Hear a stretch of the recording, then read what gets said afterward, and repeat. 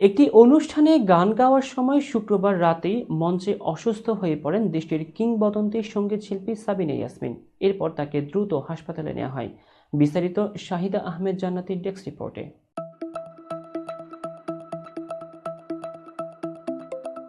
দীর্ঘদিন পর সঙ্গীতের মঞ্চে ফিরেছিলেন বাংলাদেশের কিংবদন্তি কণ্ঠশিল্পী সাবিনা ইয়াসমিন। শ্রোতারা মুগ্ধ হয়ে উপভোগ করছিলেন তার সুরেলা কণ্ঠের পরিবেশনা, কিন্তু হঠাৎ করে মঞ্চে অসুস্থ হয়ে পড়েন তিনি। দ্রুত তাকে গুলশানের একটি হাসপাতালে নেওয়া হয়। জনপ্রিয় এই সঙ্গীত শিল্পীর অসুস্থতার খবর নিশ্চিত করেছেন শিল্পী জাহাঙ্গীর সাইদ। তিনি জানান, সাবিনা ইয়াসমিন দীর্ঘদিন ধরে ভার্টিগো সমস্যায় ভুগছেন। গান গাওয়ার সময় হঠাৎ ভার্টিগো সমস্যার কারণে ভারসাম্য হারিয়ে মাইক্রোফোন স্ট্যান্ড ধরতে গিয়ে পড়ে যান। সঙ্গে সঙ্গে তাকে হাসপাতালে নেওয়া হয় এবং চিকিৎসা শেষে রাতেই বাসায় ফেরেন তিনি। শুক্রবার 31 জানুয়ারি HSBC বাংলাদেশের উদ্যোগে আয়োজিত আমাদের সাবিনা ইয়াসমিন আমি আছি থাকবো শীর্ষক অনুষ্ঠানে মঞ্চে ফেরেন তিনি।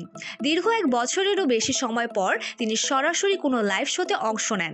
আজ 1 ফেব্রুয়ারি একই মঞ্চে আবারও তার গান গাওয়ার কথা ছিল, তবে আয়োজকরা জানিয়েছেন তাকে আপাতত বিশ্রামে থাকার পরামর্শ দেওয়া হয়েছে।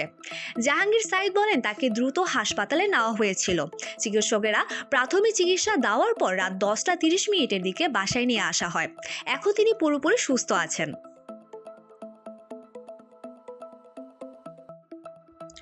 সাবিনা ইয়াসমিন সঙ্গীত জগতের এক জীবন্ত কিংবদন্তি। সাবিনা ইয়াসমিন বাংলাদেশের অন্যতম সফল ও শ্রদ্ধেয় কণ্ঠশিল্পী। 1954 সালের 4 সেপ্টেম্বর খুলনায় জন্মগ্রহণ করা এই শিল্পী 4 দশকেরও বেশি সময় ধরে বাংলা সঙ্গীতে একচ্ছত্র আধিপত্য ধরে রেখেছেন। বাংলা চলচ্চিত্রের গানকে নতুন উচ্চতায় নিয়ে যাওয়া শিল্পীদের মধ্যে তিনি অন্যতম। তার গাওয়া অনেক গান আজও মানুষের মুখে মুখে ফেরে। সাবিনা ইয়াসমিন এখন পর্যন্ত প্রায় 12,000-এর বেশি গান গেয়েছেন, যা বাংলা সঙ্গীতের ইতিহাসে বিরল। তিনি 30টিরও বেশি জাতীয় চলচ্চিত্র পুরস্কার অর্জন করেছেন এবং বাংলা সঙ্গীতের স্বর্ণযুগের এক উজ্জ্বল নক্ষত্র হিসেবে পরিচিত। দীর্ঘদিন ধরে ক্যান্সারের সঙ্গে লড়াই করে আসছেন এই বরেণ্য শিল্পী।